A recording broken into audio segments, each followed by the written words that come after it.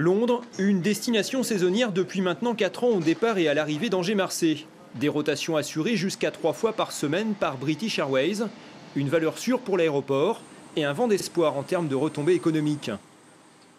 Cette clientèle sur Londres est orientée à 65% dans les qui viennent sur le territoire angevin.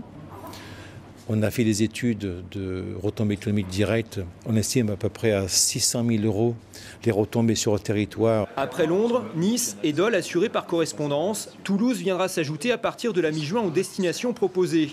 Malgré les prix attractifs, la fréquentation peine encore à décoller. 5 000 voyageurs seulement l'an passé sur les 56 000 passagers accueillis par l'aéroport angevin.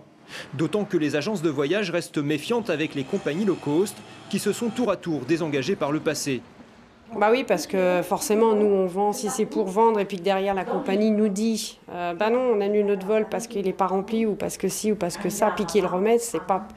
on perd de notre crédibilité à ce niveau-là. Les Angers-Londres, ça marche bien, parce que c'est British Airways peut-être qui est derrière, donc c'est une grosse compagnie aérienne. Cette infrastructure ouverte en 1998 est gérée par l'agglomération d'Angers. Malgré son coût, 1 200 000 € par an, la collectivité veut néanmoins croire que son développement commercial est encore possible. Il y a une aviation d'affaires qui se développe. On a aujourd'hui 3 avions taxis qui sont positionnés en permanence sur l'aéroport à la disposition des industriels. C'est un atout de développement. On a plusieurs demandes complémentaires d'implantation d'avions sur le tarmac. Donc, a priori, il y a un potentiel. L'agglomération a commandé une étude stratégique sur l'aéroport pour connaître les besoins des acteurs du tourisme et du tissu économique local, en tenant compte des hypothèses d'ouverture ou non de Notre-Dame-des-Landes. Un rapport attendu pour juin qui devrait orienter l'avenir de l'aéroport.